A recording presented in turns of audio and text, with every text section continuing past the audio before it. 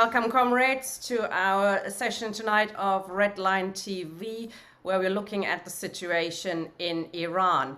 It's really, for us as socialists on Red Line TV, we are internationalists. We understand that the struggle of workers and students in Iran or in Yemen or in the USA is our struggle. We have much more in common with the students and the workers on the streets than we have with our own ruling class. And we understand that socialism has to be international, otherwise it turns into its opposite, as the example of the Soviet Union shows. So looking at the situation in Iran is, for us, is not some kind of abstract exercise. These are our brothers and sisters, and we should discuss how we can support them. For us, that does not mean we support the intervention of the US or Western imperialism because they claim to be supportive of these protests. Also, on the other hand, we do not support the theocracy in Iran. Just because it is the enemy of the US does not mean it is our friend. There are obviously different views on these issues on the left and beyond, and we want to discuss them tonight. And we're very, very pleased to welcome as our first speaker Nasrin Parvaz, who's a women's and civil rights activist, and she was arrested and tortured and sentenced to death in Iran in 1982. Her sentence was commuted to 10 years imprisonment, and she was released in 1990. She fled to England and claimed asylum in 1993, and she's written a number of books on her experience. Welcome, Nasrin. Thanks for joining us. We thought it would be good to start with you to update us a little bit on the protests as you see it. I believe you are in contact with people in Iran as well. Yes, thank you. Women started the current movement after the killing of Mahsa Amini by the morality police, and men supported them. It started with slogans and acts against the hijab, but soon it turned into mass demonstrations against the regime. In a country that the regime tried for 43 years to convince the population that women are inferior to men, the main slogan is women, life, freedom. Women issues in Iran isn't only hijab. It includes every aspect of life, from marriage to divorce to custody of children, inheritance, and so many other things. Just to name one, girls' inheritance is half boys. The protests have spread through the entire country, and it includes people of different socioeconomic background. The regime has raided universities and schools and arrested students. They broke hands and legs of students in Sharif University before arresting them. Last Monday, 8,000 workers, which you show in Asaluye, one of the oil refineries in the south, started a strike and asked people to stop going to work. Soon, 8,000 workers in another oil refineries in the south and other workers joined the strike. Hundreds of workers are arrested. It has been a week now since shops and shops in most of towns in Kurdistan have closed, and shops in other towns are also closing to show solidarity with the protests. The regime is calling the shop owners and telling them they'll be arrested if they don't open their shops, but they won't listen. On Friday, 14th October, people published names of 34 children who were killed by the regime during the current protest. There was a massive fire and a loud explosion at Evin prison on Saturday night.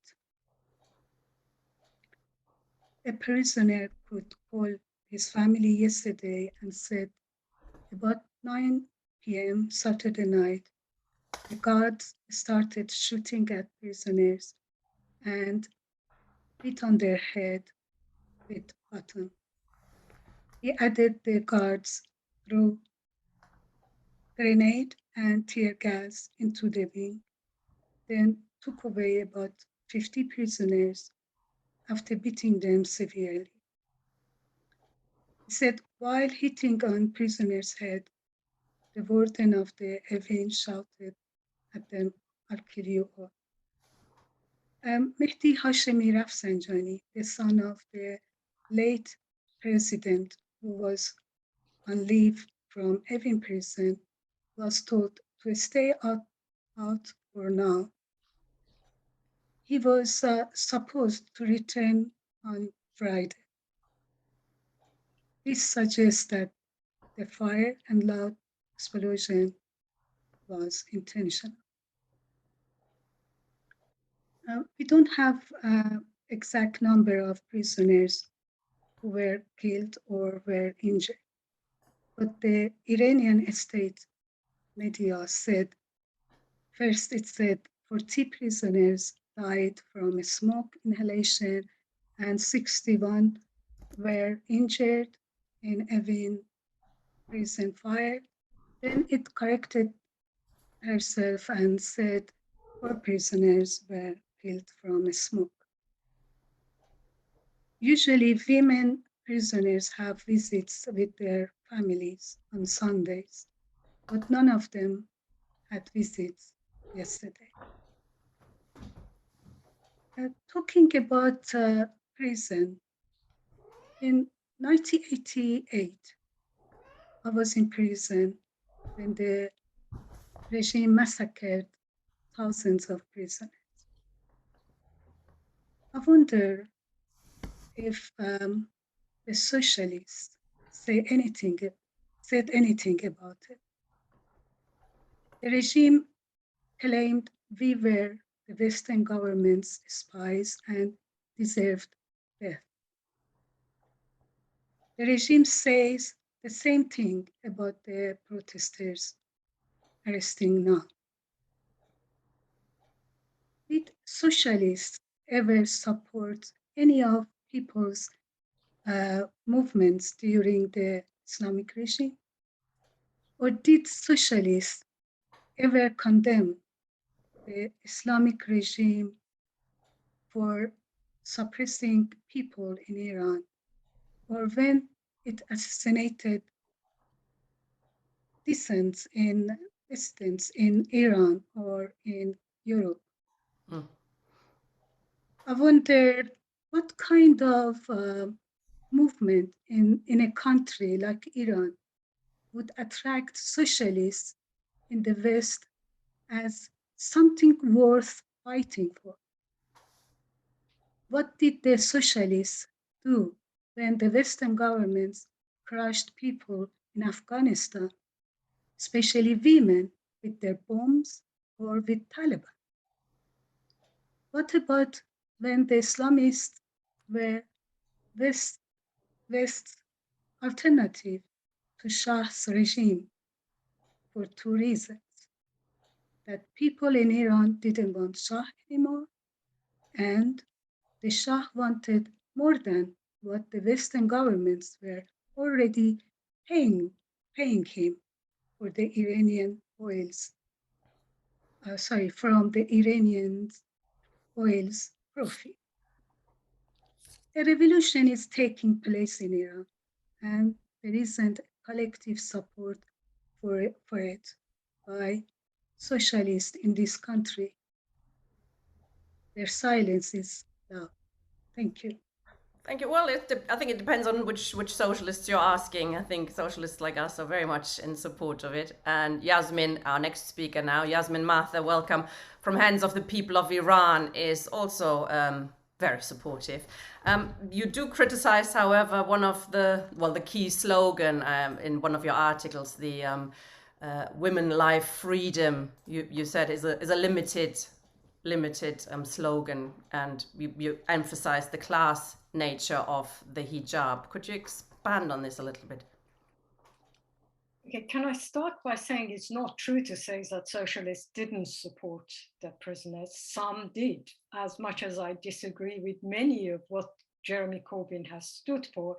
Jeremy Corbyn actually issued a statement in 1987 in the British Parliament about the execution of political prisoners in jail, and picked it up and followed it up. Later, he had other problems, but on this particular case, he did. And socialists have supported the 2019 protests against when the Iranian people rose up against subsidies. So it's not quite a lot of socialists haven't, but a lot of socialists have supported the struggles of the Iranian people.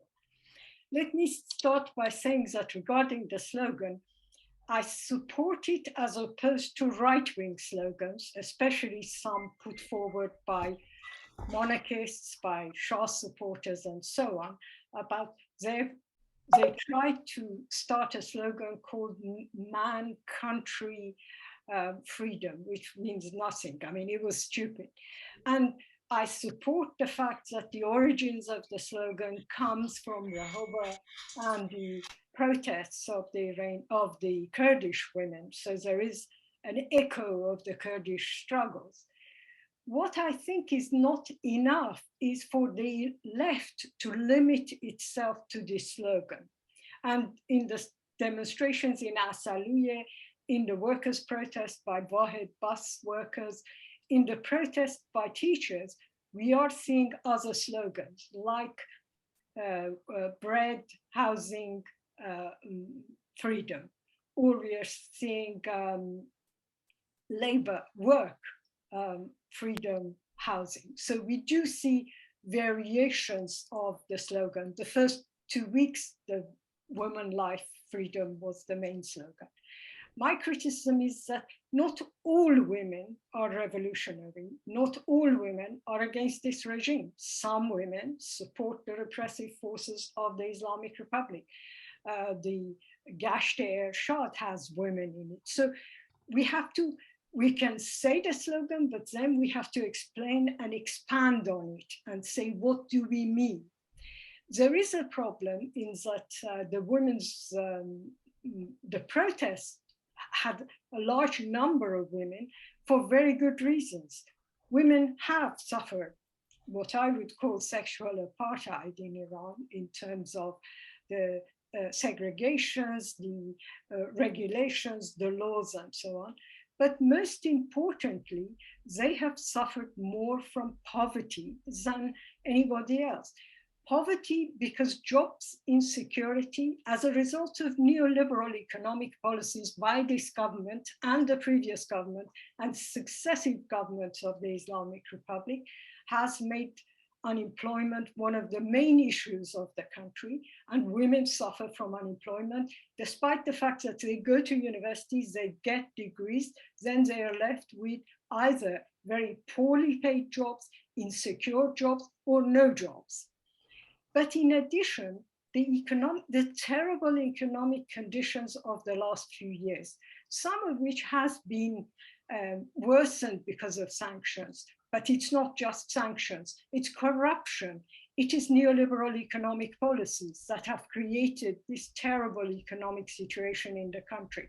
And women have suffered far more from these because in addition to poor employment, in addition to the fact that they have to do sometimes 2 or 3 part-time, low-paid jobs, they also have to feed a family when there are shortages of basic food, when the prices go up by the hour, not the day, they go up by the hour. The Iranian currency drops almost every day, and they have to make do with meager income to respond to what the family requires. And so it is true that in some ways poverty has become the burden of women, in addition to sexual apartheid, all the other issues that were mentioned. So I think women have had enough, basically, 43 and more than 40, almost 44 years after this government. But it's not just women. You see people from all sections of society joining these protests. And they're joining because they are at the end of their tether. This is really the worst time for most people that they can remember. There is no horizon of a nuclear deal where there might be a promise of a better economic situation. There is no possibility of improved economic situation. The gap between the rich and the poor in Iran is worse than most of the countries neighboring the country. The Gini factor in Iran is higher than any of the developing countries in that region. If you doubt what I'm saying, go and look at the Rich Kids of Tehran website, and you will see how the relatives of the clerics, how the relatives of officials of successive governments, reformist, conservative, traditionalist, whichever faction of the Islamic Republic you want to talk about, these people are the beneficiaries of the neoliberal economic policies of this government. They have become super rich. The majority of the population are extremely poor. This is the government that came to power telling us it was going to be the government of the disinherited. Well, look at the Gini factor now. So dissatisfaction is in every section of Iranian society. The fact that you see the shouts of death to dictator from Tehran to southeast Iran, from northwest to southwest Iran, it's a clear sign that we have come to a situation where the ordinary people don't want to accept the rulers. And this is nothing to do with interventions. It has nothing to do with the role of social media. Of course, young people in Iran, as anywhere else, do use mobile phones. They know how their fellow 15-year-olds, fellow 16-year-olds, fellow 18-year-olds live. And here, the dictatorship of the Islamic Republic has made the fundamental mistakes that most dictatorships don't make, and that is intervention in the private lives of its citizens. So we are surrounded by dictators. Saudi Arabia is one. Turkey is, to a certain extent, becoming one. We have lots of other dictatorships globally. But most of these dictators know not to intervene in the private lives of their citizens, because that way they can do whatever they want. They can have their corruption. They can have their great wealth. They can do politically what they want, but the ordinary people are busy in ordinary life. This government has ruined the life of a whole generation and many generations by interfering in the private lives of these people. It intervenes about what you wear, where you go, what you eat, what you drink, when you can go out, when you can't, because there are many, many mourning days where you are supposed to be mourning imams that died many, many centuries ago. And it is these situations that has led to a conditions where I think it's intolerable for the majority of the Iranian people to accept what is going on. Yasmin, somebody put in the chat that that sounds like a mainstream perspective that you would get on the BBC as well, which I think is misunderstanding where you're coming from politically quite drastically. But can you explain where you, for example, stand on the issue of intervention from the US and West, and how widespread is that? How many are calling for the West or the US to, you know, support these struggles, regime change from above? I think those of us who have stood against regime change from above for 40 years haven't got anything to answer about. We have always been accused, as Nasrin was saying, that opposing the Islamic Republic means we are supporting the US. There is no equation that tells you this. This was originally said by the Tudeh party, the official pro-Soviet Communist party in Iran. And when many of us were being arrested, they didn't support us because that was the accusation. Nowadays, this is a joke. Well, first of all, we have opposed military intervention in Iraq, in Afghanistan, everywhere else. There is no doubt that not only military intervention, but in my opinion, sanctions are not the solution to this problem.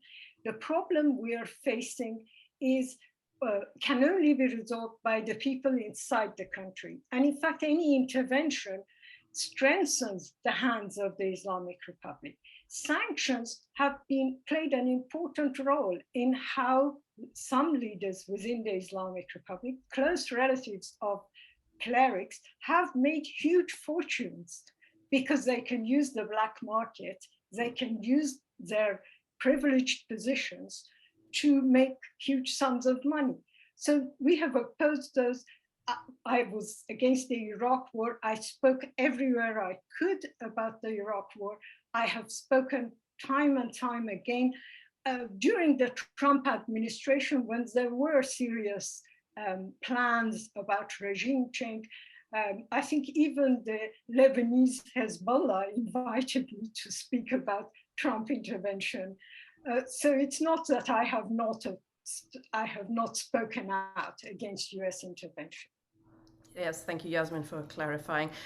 Before we bring in David Miller, who has got a different perspective on this issue, I was just going to ask you, Nasrin, what you think of this issue of, you know, calling on Western and other governments to.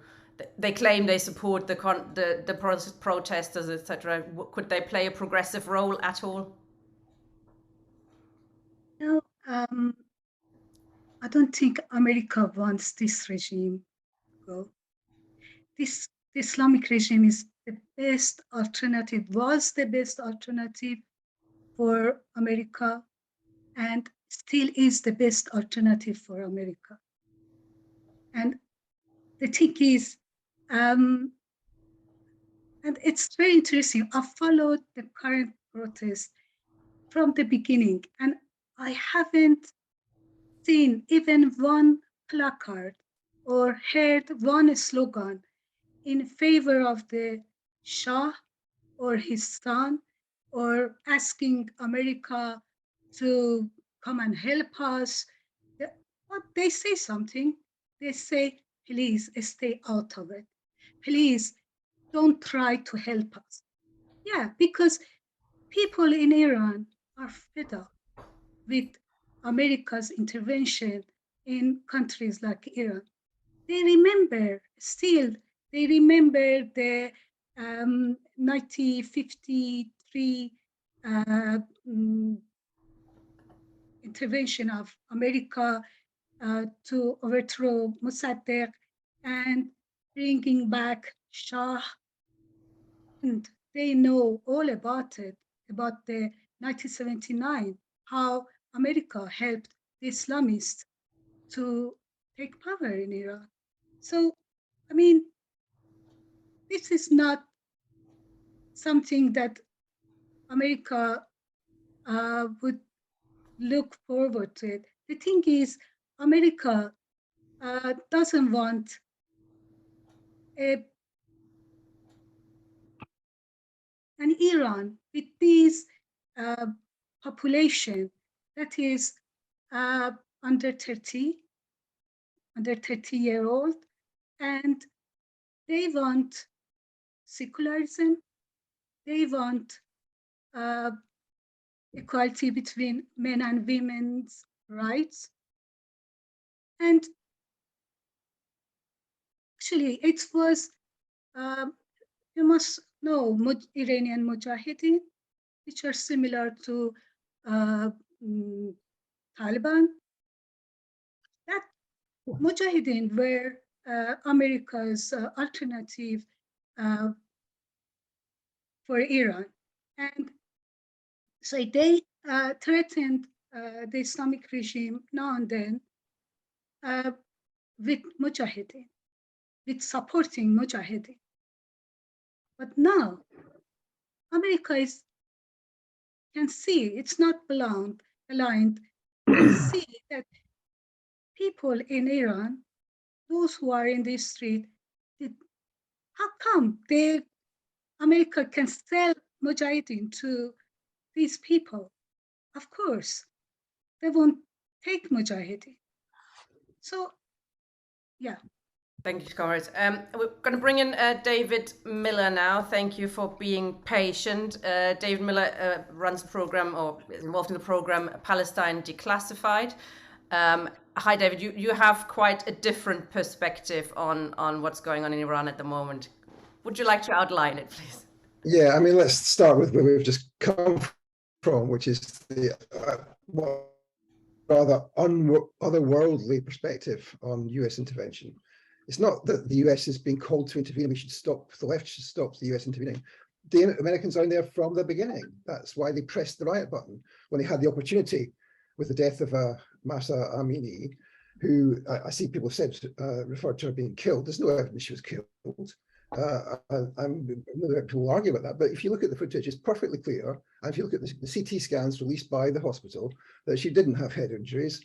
The notion she had head injuries which collapsed her skull such that she was able to walk in and sit down and then go over and then collapse in the police station is ridiculous. It's not just the Americans who've been involved from the very beginning through their agents, through their propaganda operatives, Masih Alinejad, who's had £600,000 from dollars from the State Department in the last few years, who was the one, incidentally, who was amongst the first to move from saying, oh, she had a heart attack, to saying, oh, well, she was murdered by the police. They've been involved from the beginning. The idea that the Americans have only done a few things like the Mujahideen calc, which they removed from the terror roster in 2012, or that they've only done a little bit of sanctions. Well, you know, Yassamine, to her credit, said all the stuff about what the effect of US intervention on Iran is. She talked about the economic problems, the problems of sanctions. These are people will remember, of course, won't they, that the last elections for the dictator were last June. This is a completely otherworldly account of what Iran is and what Iran is like, and it's an account which is pro-imperialist, which is in favor of imperial intervention, even though it says it's not. That it's actually the people are opposed to intervention. Now, of course, Yassamine did speak occasionally on Iraq. She's a part of an organization which was denied affiliation to the coalition for being a pro-imperialist. Oh, there's no monarchists. I haven't seen any monarchist flags in Iran. Well, you've only got to look at Trafalgar Square. There were monarchist flags in Trafalgar Square. There was a bare-breasted Maryam Namazi from the Council of Ex-Muslims protesting along with the MEK, the Pahlavists, the people who are involved in this are people who use words like theocracy, mullahs, Islamists, all of these. Oh, I see Yassamine, even in her piece in the Weekly Worker the other day, refers to the MEK, a group which, of course, I oppose, as being a loony Islamic cult or group. Now, this is just Islamophobia. This is a secularism of the left dressed up as secularism when it really is just Islamophobia. I think we really need to move beyond this. Look, what we face here in geopolitical terms is the squashing of one of the key elements of the resistance against US imperialism in the world. The Iranian state supports the axis of resistance, and people will know what that means. That means the support of Ansar Allah and their valiant fight in Yemen, the support of Hezbollah in Lebanon, the intervention along with Hezbollah in Syria to support the regime change efforts in Syria from 2011 onwards, and I'll come back to that in a minute. And indeed, of course, the key armed factions in Iran. All of the armed factions, that's the armed factions of Fatah, of Hamas, of Palestinian Islamic Jihad, and the others, supported by the Iranian government. Do we think that Palestine can be liberated without the Islamic Republic of Iran? Of course it can. This is absurd position. We want to sort of sit here and say, well, there's some class issues in Iran, and of course there are gender issues too. Sexual apartheid is an issue in Iran. Oh, maybe there is. There are issues in this country. Which country in the world is it that has the largest proportion of women graduates in science, technology, engineering, and maths? Is it Britain? Is it the US? Is it Russia or China? No, it's Iran. This is an absurd mischaracterization of what's happening in Iran. Sorry, David, can I interrupt you briefly? You have internet issues. If you turn off your video, it might work better. Sorry, I should have said that before. There's been an intervention from the beginning. The idea that these are popular revolutionary times in Iran is wrong. There have been much bigger demonstrations in favor of the regime. There's not been anything really on the scale of mass demonstrations. There have been some demonstrations and protests, as we've seen, but what I would also say is look what these involve. When Chris Kabu was killed by the police in Brixton the other week, what do we see? We saw a protest march, which Sky News even mistook for a tribute to the dead Queen. Did we see the slashing of police officers' throats? Did we see the burning alive of police officers? Did we see armed attacks on police stations resulting in 4 IRGC officers and 1 senior intelligence official being killed? Did we see any of that happening in this country? Of course we didn't, because what's happening in Iran is an armed insurrection from the outside, which is being directed by the US and by Israel through their proxies. Some of these proxies, of course, are Kurdish groups, including, let's be clear about this, including leftist groups. So Kamala, who's the cousin of Masa Amini, is a member of Kamala, an armed leftist group, which is a proxy for Israel and the US, and the PKK, which from where probably comes the slogan "Women, Life, and Freedom." These are leftist groups who are actually engaged in armed struggle against the Islamic Republic of Iran, with the backing of both Israel and the US. So it's very clear. If the left wants to put itself up as an anti-imperialist force in this country, then it shouldn't be siding with the imperial actions of the US and indeed of the Zionist regime just across the land strip. I mean, I think we're in a terrible position if we start to use terms like Islamist and mullahs and not have a proper understanding of what's actually going on inside Iran and the context of Iran in geopolitics. Thanks, David. A couple of questions from me and perhaps Graham before we bring in the other comrades. I can switch the camera on. I mean, you say you've described it as a deception that Masa Amani was killed by the police, but does it matter if she, in that sense, if she had a heart attack, if she just had a heart attack and died? She was arrested by a police that arrested her for showing too much hair. That's not a really very good reason to be arrested for. I mean, does it matter? I mean, people go on the streets because they protest against this morality police. Do you think none of these protests are actually from below? Do you think none of them are normal working class people fighting for a better life? Well, I use the phrase "push the riot button." So of course there are outside agitators, there are outside armed groups. Of course, there's an attempt to stoke fire, and of course sometimes that works. But people might remember a magazine in this country in the 80s called Class War, and they used to have this regular section. It wasn't my favorite journal. Yeah, they used to have this section called the Ministry of Crap Arrests. Is it the case that the police in this country are engaging in appropriate arrests all the time? No. Is it the case that when the police enforce the law in this country, nobody really has a problem with that? That is the case, yes.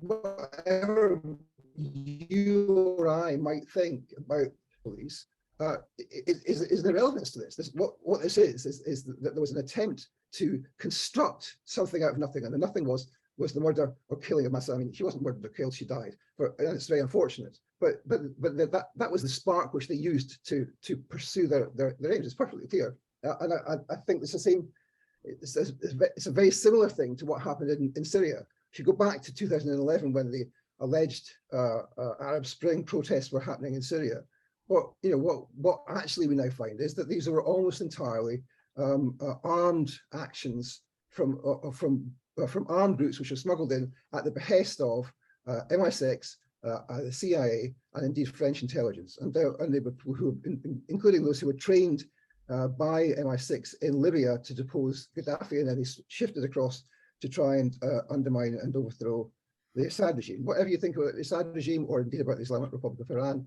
what we're seeing is an attempt at regime change. Graham. Well, hi, David. I'm a bit devastated, to be honest, by what you said. And I speak as someone who's totally supported your totally correct fight for academic freedom and for Palestinian rights. But I think we're operating in totally different worlds. I mean, if the Iranian state is the axis of resistance to imperialism, then I think we're in a far worse state than even I realised. I'm hardly on the kind of optimistic wing of the left. I think this is the kind of politics that has, I think, almost destroyed the left in its history. This campism, this my enemy's enemy is my friend. I'm not accusing you of this, but because it's not just you, it's way beyond you. If it was just you, I wouldn't be bothered. There's loads of good comrades on the left who have this position today on Iran and have had it in the past. It led those people on the left to support the Moscow trials against when Stalin attacked the opposition. It led them to support the invasion of Hungary and Czechoslovakia. And if Iran and Syria are the bulwarks of resistance to imperialism, the bulwarks of the struggle for socialism, then let me make it clear, I don't want anything to do with this kind of struggle for socialism. There is a movement of resistance that is going on. It's led by the women. I'm not at all interested, by the way, although comrades who know more can say about the death of this poor woman. But that, as Tina said, isn't the point.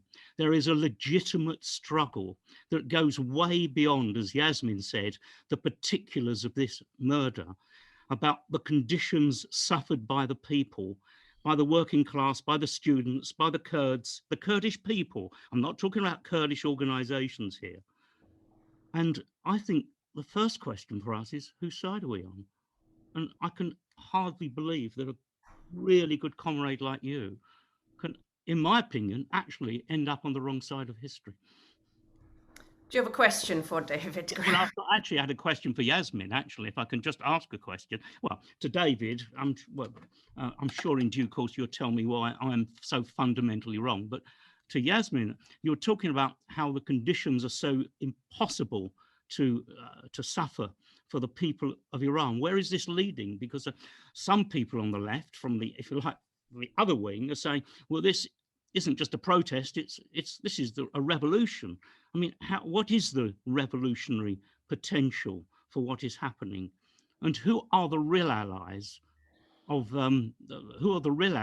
that struggle? And finally, could you just say something, and perhaps this will deal with some of the issues that David's raised about the conflict between imperialism and Iran and the Iranian state?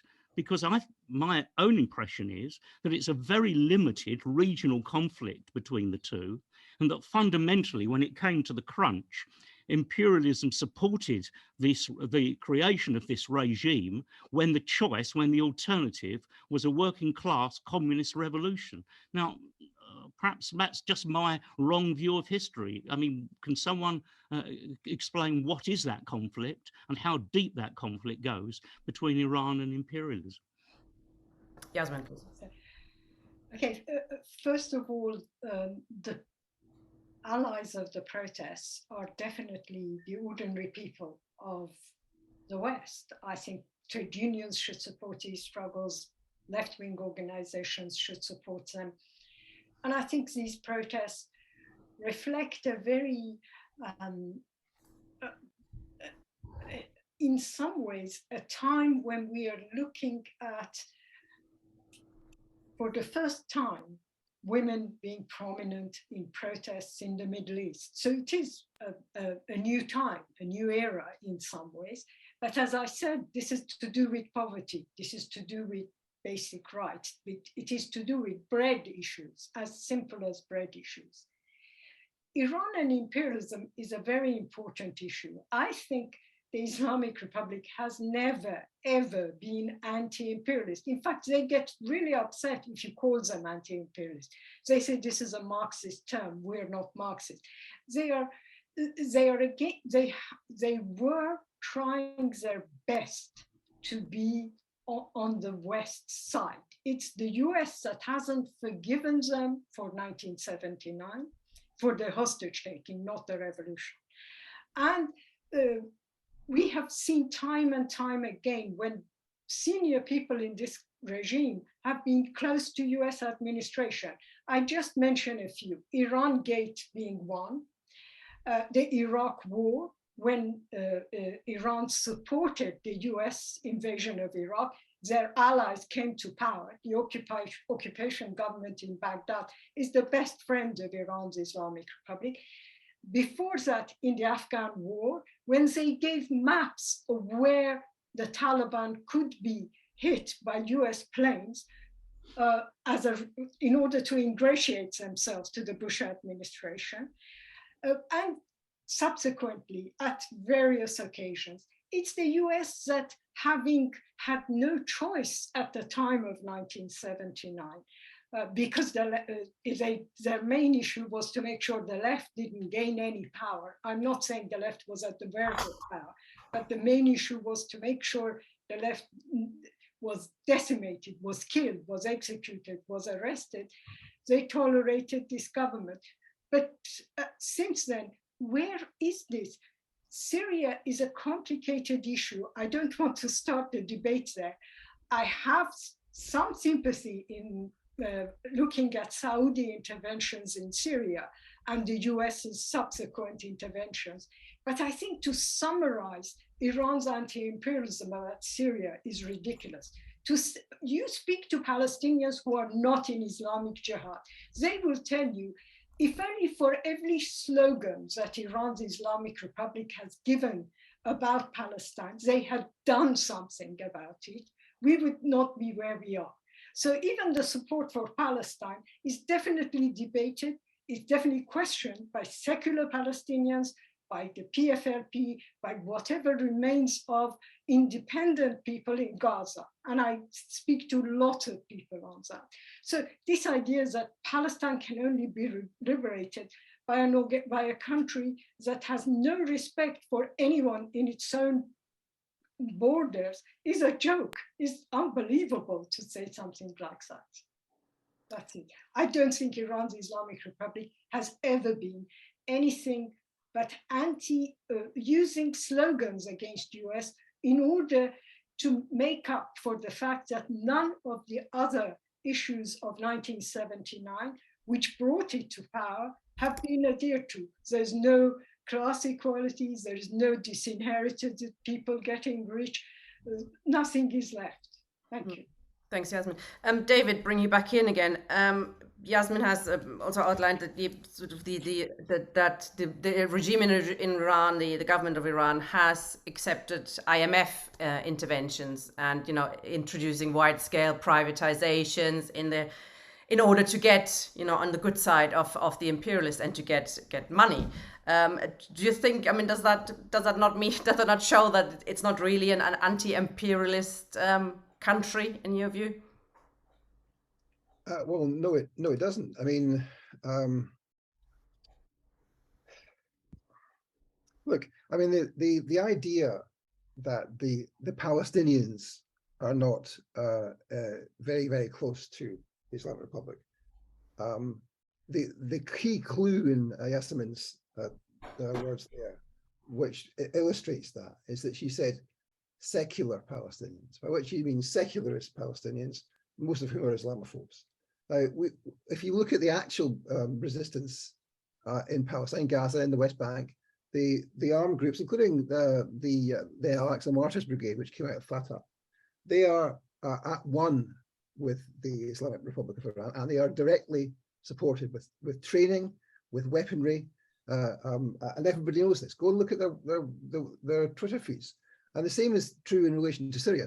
I mean, maybe people don't know this. I mean, I know that Hamas fell out with Assad for some period over the attempted regime change in Syria, but they're not falling out anymore. If you go and look at the most recent visits of Hamas, of Palestinian Islamic Jihad to Damascus, and indeed Assad's statements that he supports all of the factions in Palestine, regardless of what's in their name, meaning whether they've got the word Islam in their name. Now, what we're seeing here is I'm afraid, a kind of secularism of the left, which can tolerate revolution only if it comes with some mild forms of religious involvement, in particular Christian involvement. When it comes to Islamic revolutions, people don't like that, and they don't like that, and they start to refer to words like Islamist. Islamist is a racist Islamophobic term dreamt up, I have to say, by the Israelis in the period between 1979 and 1984.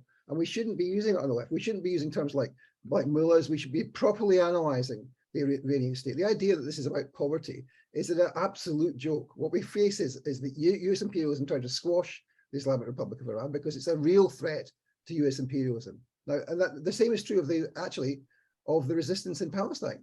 You know, that it's a genuine threat to Zionism. And if it wasn't for the axis of resistance, by which we mean all of these organizations in all of these countries who are united.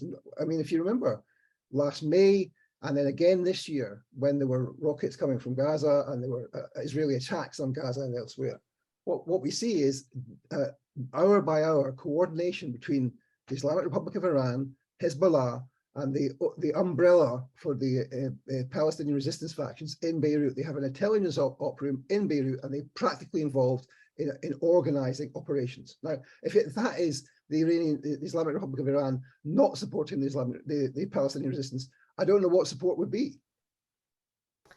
David, I mean, you said, you know, the left doesn't support Islamist revolutions. I mean, the reason for that might be because they end up killing a lot of us. I mean, the Islamic regime is torturing, imprisoning, suppressing, oppressing working class people, the students. I mean, we're not making this up. I mean, do you not see that there is a real problem in terms of, you know, working class women's expression and problems with their rights being oppressed in Iran? Do you dispute that at all? I think that the Western conception of individual rights is just that. It's a Western conception. It's not a conception which necessarily has anything to do with socialism. It more has to do with the way in which Western society has developed. I mean, we see actually a consumer society in the UK and the US, which is imploding upon itself through decay and corruption. And actually, you know, no wonder that not everyone in the world thinks that's a good model to follow. Why should we follow a model which has shown itself to be deeply corrupt and to depend on the regular invasions of other countries to steal resources and to occupy land? I don't see that the idea of Western civilization, you know, as the man said, you know, it would be a good idea. Oh, there's other alternatives, aren't there? I mean, we're socialists, aren't we? We're fighting for a socialist alternative. We don't fight for Iran to become a capitalist country under the leadership of the US. We're helping, you know, we're in support with the democratic forces. Are we fighting against US imperialism? Really? I would think we are. Graham, go on. Well, you say, David, that our socialism isn't about fighting just for individual rights. That's true. We fight for collective rights. But that doesn't preclude individual rights. What about the right of women to dress as they see fit? I mean, it's a very simple question. Do you support that right or don't you? Or do you not think it's important? You think that we should support foreign intervention in a country which has a different model of women's rights than the model in the UK? Is that what you're saying? No, it's exactly what I wasn't saying, David. I asked a simple question. Do you support the right of women to dress as they see fit? I'm very clear, like the speakers, I don't at all support Western imperialism. There are many. That's the question. Does our socialism include the right of individuals and collectives of women to dress as they see fit? Yes or no? So are you asking me a question about sex work and the status of sex workers? I mean, there are many Dress as they see fit. feminism in this That was my country, question. some of which support the sexualization of women and some of which don't support the sexualization of women. That's a complicated question. We're not talking about those kinds of currents in feminism at present. I think we're talking about hijab. You know, should women have the right not to wear the hijab in Iran? Or the right to work, or the right to divorce, or the right to have access to their children after divorce, or the right of inheritance, or many other rights. There are many things we could say about what rights should be available in Iran, in Iraq, in the UK, and in the US. But are we advocating military action against the UK because there are significant problems of women's rights in this country, which there are? No, we're not. Of course, we're not. Okay, but none of us are supporting, you know, Western intervention in Iran. To say we intervene in Iran, we don't intervene in the UK or Germany or France. But none of us are saying that. None of us supporting intervention of the US. Look at this country. The number of women who graduate in science and technology and engineering and maths compared to Iran is terrible. We should have protests in the streets because of that. Well, we are fighting for women's liberation here as well. Of course, we're fighting against discrimination of women here, but we're talking about concretely, you know, the hijab issue in Iran as well as Yasmin said, you know, discrimination of women. Why are we talking about that? Because we're talking about what's going on in Iran tonight. Okay, let's move on. Let's move on to Yasmin. I was going to ask you something that David said is that it's not about poverty. And you did touch on that. And could you perhaps explain the role of sanctions, which we also oppose, all of this on this panel, the role of sanctions, the role of IMF as well in producing a situation which at the moment has, like, there's 40% inflation in parts as well. And there were huge demonstrations against poverty in 2018 and 2019. Could you explain how that is related to sanctions and IMF? Yes, I would start by saying that in the 21st century, and indeed in the latter part of the 20th century, you can't be anti-imperialist and be pro-neoliberal capital, because pro-neoliberal capital makes you part of a global capitalist system that tells you you have to cut off subsidies, which the Islamic Republic has done time and time again. You have to privatize. The state that came to power in 1979 has now privatized 80% of state-owned companies, with massive unemployment, with poverty for the rest of the population. Then they are proud. Successive Iranian presidents, from Ahmadinejad to Khatami to Rouhani to Raisi, are proud to say IMF praises them for being the model country of neoliberal economics. Now, to consider such an economy part of anti-imperialism is beyond me. I cannot understand the Marxist who thinks that would be anti-imperialism. And sanctions have played an important part. I am not denying it, but it's a bit like privatization. So the Shahis, the royalists, tell us, oh, privatization in the Islamic Republic hasn't gone the right way. Only the supporters of the regime and their allies have benefited from privatization. Well, you show me a dictatorship where this hasn't happened. Of course, privatization goes that way. But sanctions have done exactly the same. Sanctions have enriched those in power. They import goods on the official rate of the dollar, and they sell it to poor Iranians, whom they've made unemployed because of their bloody neoliberal privatization, because they've cut off subsidies from them. They sell those goods to Iranians on the unofficial rate of the dollar, which is 10 times, 20 times more. So why do you think the son-in-law of Ayatollah Rouhani is called Sultan of Bananas? Because he and his father import bananas to Iran and make huge sums from it. Sanctions have made them these rich people that they are. So I oppose sanctions, not just because it's a form of intervention, it's a form of siege in some ways, but also because it completely has the complete opposite effect of what Hillary Clinton, Blinken, all these foreign Secretary of State have said targeted sanctions. They target ordinary Iranian people, impoverish ordinary Iranian people. As for military intervention, of course, no one in their right mind could support military intervention. But as Nasrin said, no one in Iran is wanting that. In fact, in Iran, people are saying, don't intervene. We don't want your support. And the left abroad is saying that. To minimize this to a couple of royalists and their idiotic spokespeople is to ignore hundreds of thousands of demonstrators and put the attention on one or two individuals, and really is to accept the US propaganda in that way. David, do you want to come back on any of that? Well, I mean, look, I see Tony's put a message in there about anti-imperialism as a form of anti-capitalism. It's not necessarily. Look, we're now in a geopolitical system and state of affairs where we're moving from a unipolar world to a multipolar world. And we're moving from a period of the last 20 or 30 years when the Americans have been in charge. And that power, that hegemony is dissipating. Now, in that circumstance, we have a number of powers in the world who are able to exert counter pressure against the imperialist core, again, which is the West. And those, of course, are Russia and China, but Iran is part of that. And it's part of that structurally, whether it's neoliberal, whether everything that Yassamine has said about neoliberalism in Iran is correct or not.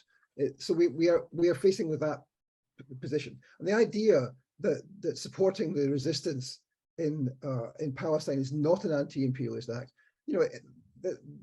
what can that even mean as a form of English? I mean, it's completely crazy. So, if we want to liberate Palestine, which I for one do, then we have to find the way to do that. That's not going to happen by us having some more effective debates and discussions and boycotts and divestment and sanctions on Israel. It's going to come by the defeat of the Zionist regime, and that will not happen if we haven't got other regimes and organizations to support Palestinian resistance. And the Islamic Republic of Iran is a steadfast ally of the Palestinian people. We should remember that. Thanks, David. We have invited David, and it's slightly unfair. He's by himself, but it's an important debate, and lots of lefties have that view, and we want to bring in people from the floor as well. Yasmin, did you want to say something? I just have one word about Iran and Israel, Iran Gate, when we know how Iran accepted a deal with the US and Israel. And that really, if anyone on the Iranian left had any illusions about the Islamic Republic, I think Iran Gate killed that for the people. Yes, I'm bringing in Tony now. I think it's really good discussion. There's a lot of a bit of aggressiveness in the chat. I think it's an important discussion to have, and we should treat each other with respect, etc. And I think these are viewpoints we have to debate out. Tony. Yeah, I agree with Tina. Someone's rung me, but never mind. I agree with Tina that we should treat David with respect because his viewpoint doesn't just belong to him. There are many people on the left who have exactly the same position, for example, Chris Williamson, but many others as well. Where David goes wrong is in seeing Iran as an anti-imperialist country. It isn't an anti-imperialist country. It's been forced into confrontation with imperialism because it wants a role in the region as a regional hegemon, and Israel, which is, if you like, operating on behalf of the United States, is unwilling to grant it that. But if you look at Syria, which David also said was anti-imperialist, David forgets in 1977, it was given the green light by Israel and the United States to intervene in the Lebanese civil war on the side of the phalangists in order to defeat the Lebanese national movement, who aimed to overthrow the confessional structure. So it actually was allying itself with Israel's own allies. And similarly, Iran, Yasmin has mentioned the Iran-Contra scandal. which was that Israel supplied Iran with billions of dollars of weaponry. In return, Iran provided the money that was used illicitly to fund the Contras who were fighting the Nicaraguans, who were anti-imperialists. So quite how you can reconcile that with anti-imperialism, I just don't know. But it's a wider problem, because anti-imperialism is, yes, anti-capitalism. And I would say the Cuban regime is a genuinely anti-imperialist regime. The Iranian regime is an extremely reactionary regime on every single level. It has the blood of thousands of workers on its hands, and we should have no illusion. Of course, the CIA and Israel will try to intervene in the protests, but those protests are genuine. They're operating in every single province, 31 provinces of Iran. So we should not simply take our watchword, if you like, our position from a negative to what Israel says. I think that would be absolutely bankrupt, as it were. I also disagree with David to call the PKK simply an Israeli operant extension, as it were. It is a genuine organization in its own right, and it's fighting the Turkish regime, whatever caveats we may have about some of its policies. But I do think, and I stand by what I say, if you're a genuine anti-imperialist, then you must be anti-capitalist, because imperialism is a stage, the last stage of capitalism. And that's the problem with countries which are anti-imperialist, achieve national liberation. And what do? They then oppress their own peoples, becoming in essence a comprador bourgeoisie. And can I just say on the Palestine question to David, the major mistake of the Palestinian Liberation Organization and other Palestinian organizations was to believe they could rely on other Arab regimes to do their own liberation for them. They found out at a very, very heavy cost that those regimes will not support them when they're able to actually discard them. And we see that with the Abraham Accords, where a whole series of Gulf regimes recognized Israel, where the Saudis now, of course, recognize in practice Syria. They're working very closely with Israel. So I really do think, David, this is a bankrupt form of anti-imperialism. Thank you. Okay, very respectful there. David, I've switched your video back on. It's a bit weird not to see you. I'll have to switch it off if your internet breaks down again. Thank you, Tony. Well, I mean, look, the PKK and indeed the other Kurdish groups are effectively assets and proxies, and the same was true in of all the groups in the Syrian alleged revolution from 2011 onwards. And the former French foreign minister admitted as much just the other day. Now, I mean, I'm no doubt. I agree with some of what Tony says there. I mean, of course, I don't forget what happened in Syria in 1977, or indeed the role that powers that now find themselves in the anti-imperialist camp have played in relation to imperialism in the past. I mean, including the use in the war on terror of black sites in those countries. So, of course, these things are complicated, and of course they move with the times. But we're now in a period where that has changed. I mean, Putin has tried his best to be a mate with the West, and many people who are advising him said that he shouldn't do that and he should get a grip, but they were never going to be his friends. And we found that out perhaps too late. So, we're now in a different political period in history. The Abraham Accords, as Tony quite correctly says, have taken a whole string of Arab governments, including the Saudis, who, of course, as Tony says, now coordinate very closely with Israelis, in particular through the Emiratis in Dubai. So yes, these are of course genuine issues, but we actually have a fight going on at present with the axis of resistance. Do people think that it was the US or the UK or the French who defeated ISIS in Iraq and Syria? Do people think that, or do they know that it was Soleimani who did that? The Iranian regime, as you would be calling it in this discussion, did that. And the world, not just this country, not just the left, the world owes Iran a debt for the defeat of ISIS. I mean, a truly world historical feat that was. And that's where we are now. Call that not anti-imperialist if you like, and call it if you like to say they were forced into it. Fine, their backs were against the wall. That's fine. I'll have them on my side. Thank you very much.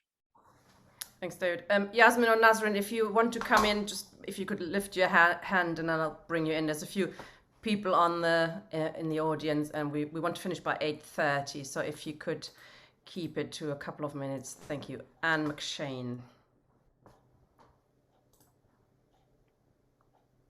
Okay, all right, thank you.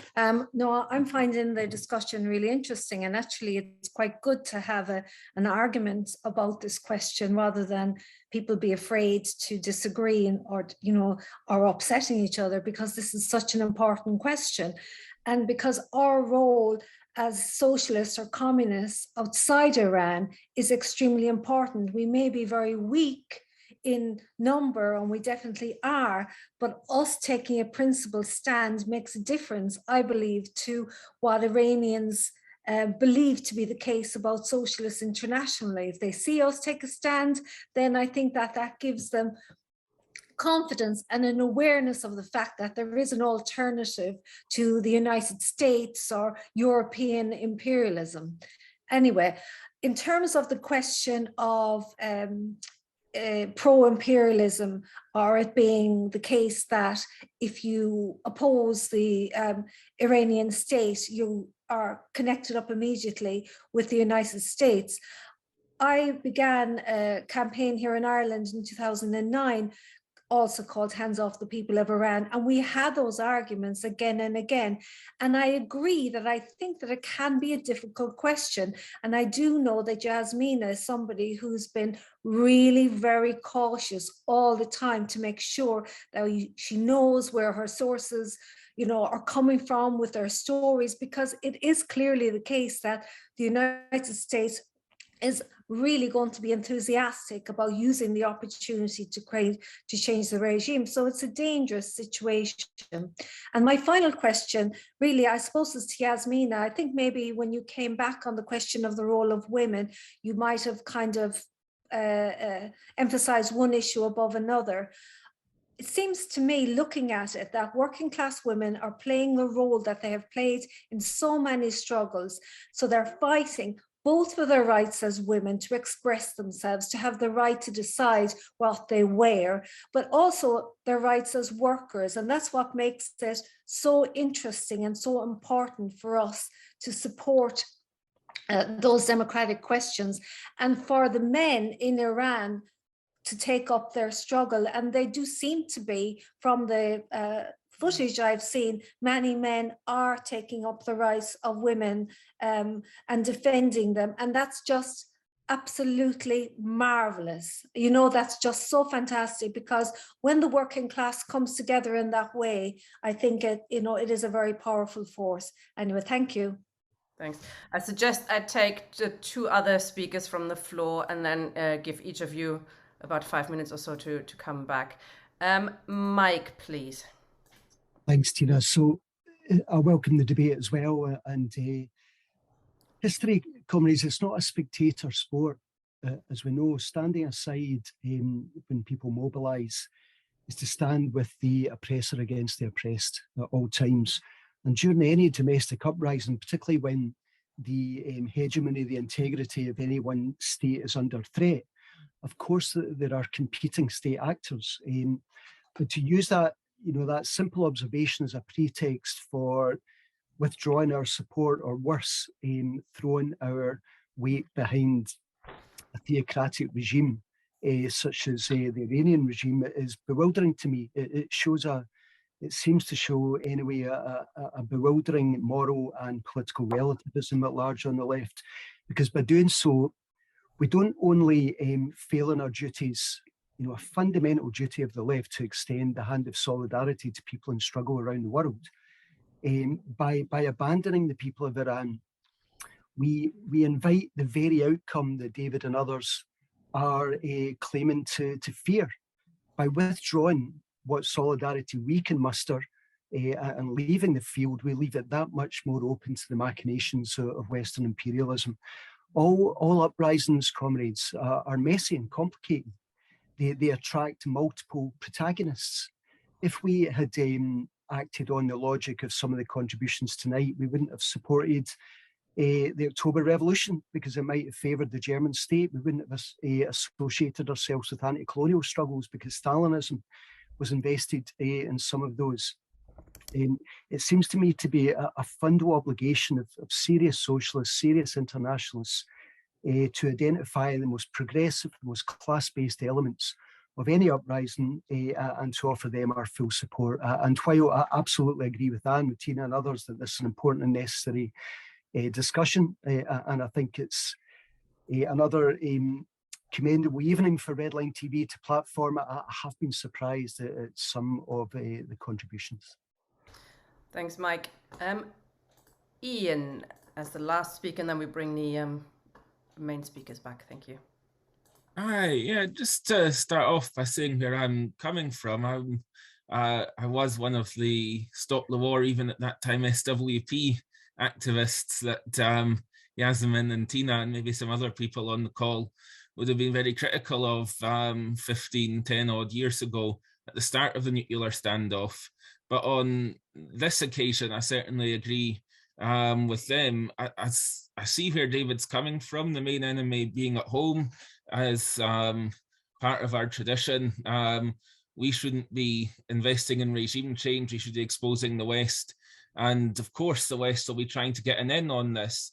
But I think we don't do ourselves any favors by going down rabbit holes of saying there aren't internal causes for this. I think the idea they could just push literally a button for the riots doesn't really pass Occam's razor, and neither does relying on what the police have said about this woman just happened to die when she was in custody, as opposed to her parents who say she didn't have an underlying condition. But either way, if this was something that never happens other than this, or else was a fluke event, then it probably wouldn't have lit the tinderbox to this extent, even if there were other dark forces amplifying it for reasons of the nuclear standoff, where I would say we have to get our knee off Iran's neck, but that's to allow Iran better to develop itself and solve its own contradictions. I think it's being put through in this 20-year confrontation now almost over the nukes, this extreme contradiction of the sanctions on the one hand, and this is what they're designed to do, tearing the society apart, and a very capitalist regime with a lot of corruption and totally unnecessary misogyny thrown in there too, is contributing to that, and at the same time rallying around the flag, of course, because of the imperialist crosshairs. Of course, Iran's role in the Middle East in recent years has been to fight against some of the more sectarian Islamist forces, whether that's in Syria, in Yemen. So I think some of the stuff about secularism equals Islamophobia, when it was the majority position historically in the Palestine movement, as well as I was a bit surprised at you saying that. And I think this particular protest movement, we'll see where it ends up. But I must say, compared to 2009, where there were debates about was the election rigged, or was it actually as the polls predicted, and the protesters were very disappointed in the result, then so were the people on January the 6th last year, or King Cyrus Day, monarchist protests, or socioeconomic protests that then got hijacked by forces saying death to Hezbollah, we don't care about Gaza.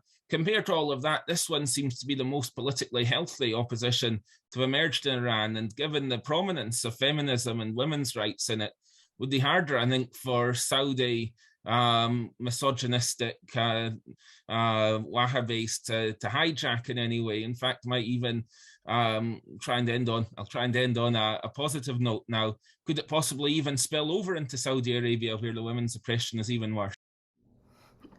Okay, David. David has a lot to say on that, I think. Okay, David, I'll start with you, and you might want to come in later again. So thank you, comrade. It's a long time since I've had a chat with you. So it's not going to spill over into Saudi Arabia because the Saudis are involved, and you can see that from the propaganda, from their propaganda channel, which beams its wares into Iran, along with the other propaganda channels, which are helping to foment the riots and protests in Iran. Of course, those are of course the troll farm of the MEK in Albania, which of course is held under NATO auspices. And then of course there are all sorts of other monarchist channels which have obscure funding regimes, which even Wikipedia will tell you if you care to look it up. Now, so of course this is not going to spill over into the Saudi context, and the Saudis are involved, and there have been ISIS elements infiltrating Iran as part of this process. Where is it that we think the feminist movement in Iran got the men with the guns to attack the police stations? Do we think that somehow they're in the act of cutting their hair and ripping off their hijabs themselves? And let's not forget there were many other women whose hijabs were ripped off by the protesters.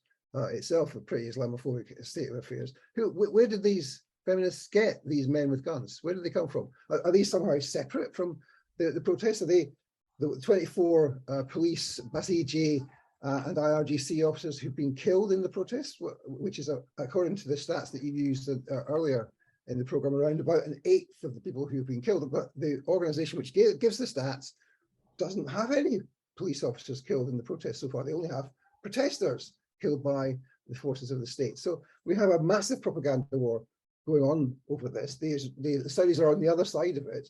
And you know, if you want to support women's rights in Iran, if you think that a Western model of freedom of choice over the hijab is a good thing, well, the only way to get that without destroying Iran is to say, let's remove the sanctions.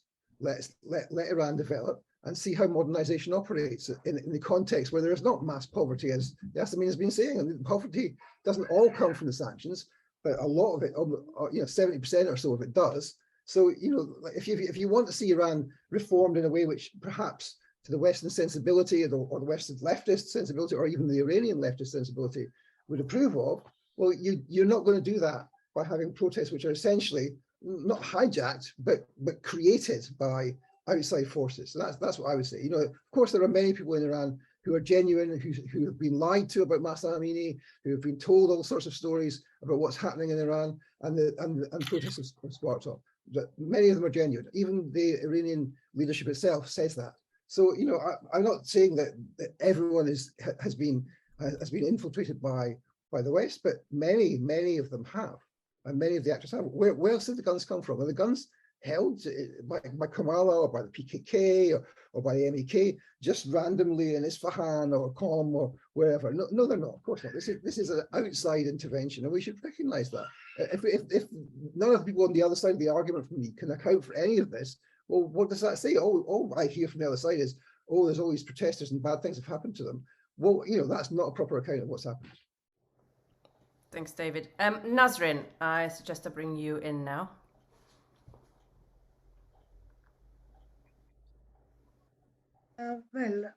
David, I find your views insulting to women in Iran. Women don't need men with guns to defend them. They can defend themselves. Women started this revolution. They don't need men with guns.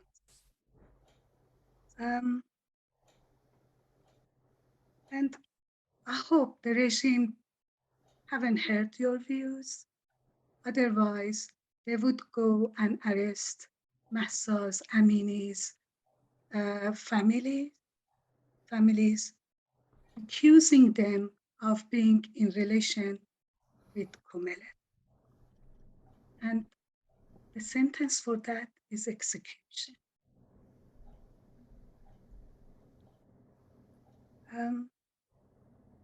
I'm sorry, but the regime says exactly the same things about women uprising, about all different things about this revolution. Now I wonder, perhaps the regime is a socialist regime, because you call yourself socialist. I'm sorry, I don't want to pick on you, but you call yourself socialist and you're defending a regime that calls itself Islamist. That's all I can say. Thank you. Thank you, Nasrin. David, you're free to come in briefly.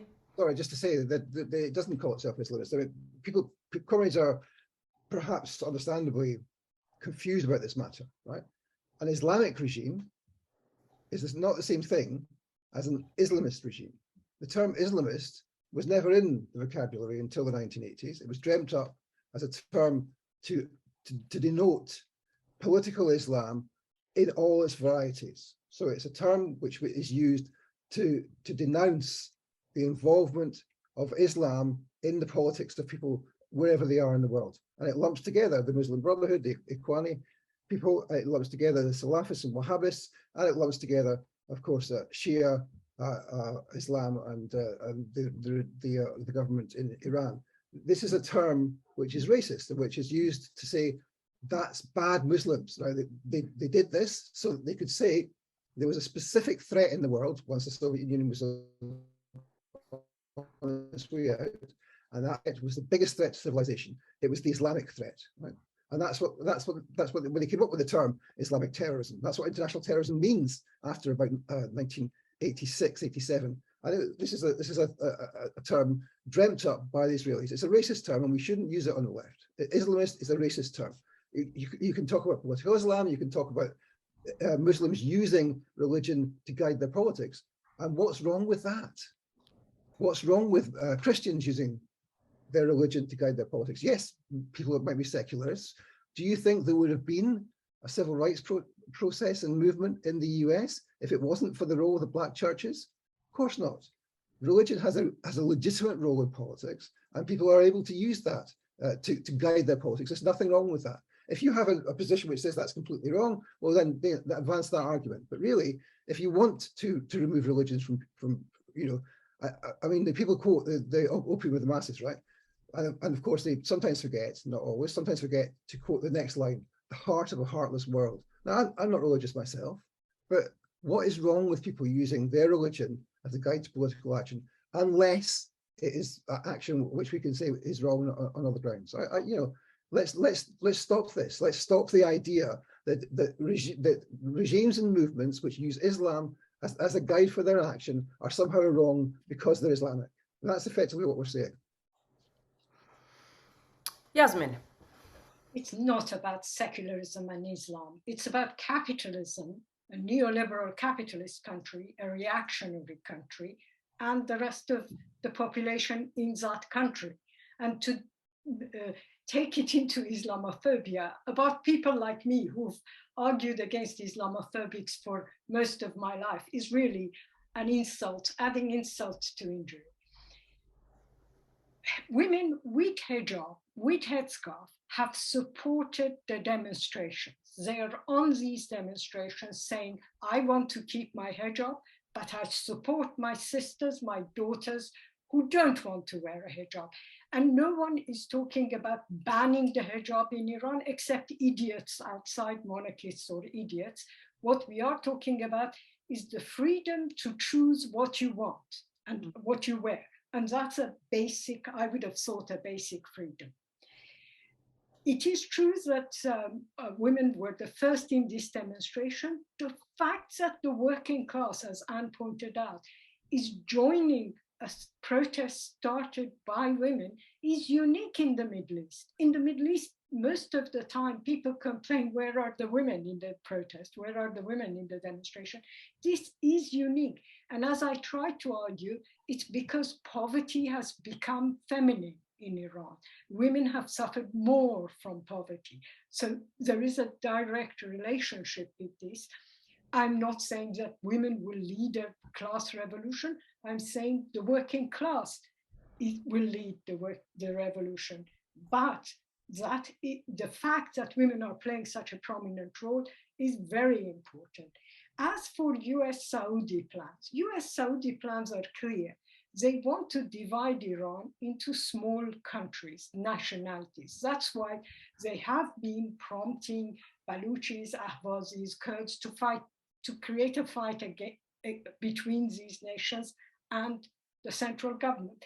in fact, these protests have proved the exact opposite. There is, as a number of websites inside Iran, leftist websites inside Iran keep writing, we are in a post-nationalist state.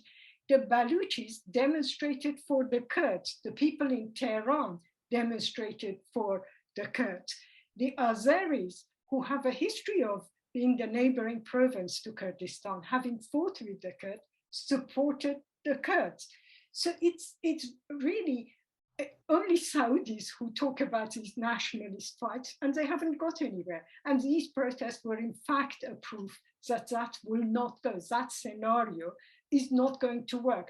I have my own arguments about this, but let's leave that. The presence of various Kurdish groups, about which I have probably written more than you, David, some of which are dubious. And I think, yes, the idea of creating the copy of Iraqi Kurdistan in Iran is recipe for disaster, is to strengthen Israel, is to create another corrupt little state with no future. But to reduce this to a Saudi plot with Kumele is really not to see the forest for a branch of a tree. It's not even a tree. It's not to see a huge protest by hundreds of thousands of people all over the country, irrespective of their Kurdish or non-Kurdish nationality. And nobody in Iran talks about Kumele. It's only the government that talks about Kumele. Nobody else is thinking this is a plot by Kumele. And even in terms of Kumele, it's not just Kumele. Kumele is a small split from a larger organization called the Communist Party of Iran, which has its own Kurdish organization. And at the same time as Kumele has at times been, I agree, pro-US, the main branch of Kumele, which most Iranians know about, hasn't done this, has constantly opposed US interventions in the region, and doesn't support the Kurdish entity in Iraq. So this is again a falsification of real facts in order to come up with unjustifiable defense of the Islamic Republic. My only comment is, this is not an anti-imperialist government. It will not, it was forced into a position in Syria. It had its, yes, I have said it, it had to fight there because ISIS was set up, was helped by Saudis to attack Iran. That is true. But beyond that, to give it any credibility beyond that, is to turn the world upside down and to see it from a completely misguided view. Thank you. Thanks, Yasmin. There were lots of people in the chat actually supportive of what David said. Unfortunately, none of them wanted to speak.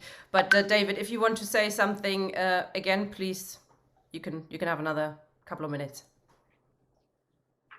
Do you want to start my video, or is it? I'll ask you to start it. Okay, maybe it works this time.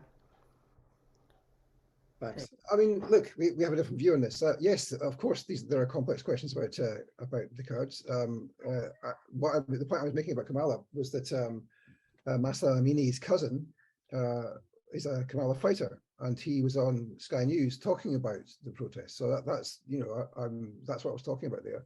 I was simply making a conjecture. So I'm not making any allegations.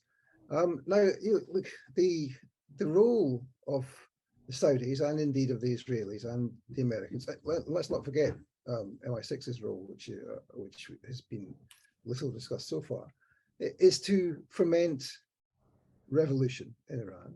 As Yassamine says, yes, they want a series of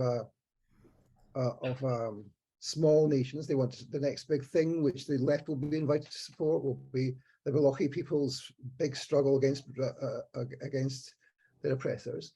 Look, we're in danger of falling for every ruse that the imperialists put out for us to lap up.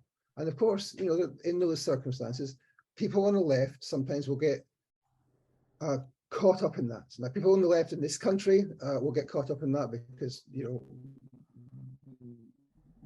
we're not the best at international issues. But people on the left in Iran, they had a very concrete material blame them for their suspicions and for their lack of wanting to actually see this in a bigger geopolitical context. I don't blame them for that, but that really we have a different conception of how things operate in the world. I'm trying to think of this in a bigger geopolitical context. I put a thing in the chat about Tony's comment. He said that, and this plays to Yassamine as well, about the Iran not being an anti-imperialist nation. They were forced into the position that the Iranians would drop the Palestinians. Well, the people of Palestine are the ones who are the author of their self-determination. I would ask people on the left in this country to ask Palestinians what they think about the role of Iran, and indeed the role of Hezbollah, of the Iraqis, of the Syrian government, and indeed also Ansarullah, who in Yemen, who despite the oppression and disgraceful assault on their people that it's been by the Saudis, supported of course by the US and the UK, have even offered their support to the people of Palestine. I mean, that's an extraordinary amount of solidarity. I wish we had an organization in this country which was able to give such direct support to the Palestinians. We don't, and we should have some humility before the real experiences of the people of Palestine and where they think their revolution is going. So I think ask the people in Palestine about what they think. And I would say the same about Iran. Ask the people in Iran. And I suspect that if you ask the people in Iran, and we can argue about this, you would find a different answer to the answer given by the two comrades who have given their views this evening. And that's because they have a different view, a view which is a minority in Iran. So, I think the question of self-determination cuts both ways. And we should be asking people in Iran and in Palestine what they think is the best way forward. Thank you, David. I believe both Nasrin and Yasmin are in touch with quite a lot of Iranians, so I would question. Good. I would question. So I would question that they don't know what's going on, or that they're that's my minority view. But we're not there. I think for us, here in Britain, we've had people criticizing that we are discussing the issue of Iran and we shouldn't be meddling. It's none of our business, which I think is exactly the wrong approach. And would Iranians discuss the Starmer government? Probably. Why not? It all depends. And they probably discussed Corbyn, and they know they're discussing hands of the people of Iran, because it's an organization, for example, that has been giving concrete support and active support to workers on strike and to students on strike, etc. So I think for us, it's been a tense discussion, but I'm very glad that David came along and stood in for a position that is actually quite widespread on the left. I don't agree with it, but I think it's important to discuss these issues. And thank you very much, Yasmin and Nasrin, for joining us. I think from the position of Redline TV, we oppose the theocracy, we oppose Western imperialism, and we stand clearly against any attempts of regime change from above, which includes sanctions, which includes the IMF interventions, etc., which we must oppose on the left. And it's not meddling. It is, as we said throughout the sessions, we're internationalists. Socialists are internationalists. We believe in international revolution. Otherwise, something like socialism can never happen. So we need to know what's going on with our sisters and brothers in Iran, and that's what we should look at them, that they are sisters and brothers fighting for democracy, etc. Comrades, next week we'll be discussing this issue a bit more with comrades in the audience, so there's more time to discuss some issues further, and hopefully Nasrin, David and Yasmin have time to join us again. I think we only touched on some of these issues, but it goes to the heart very much of what kind of socialism we're fighting for. And it touches, of course, of the situation in Iran, in Russia and Ukraine, and all of those issues as well, which probably come up next week. Thank you, comrades, for joining us, and we'll hopefully see you next week. Good night.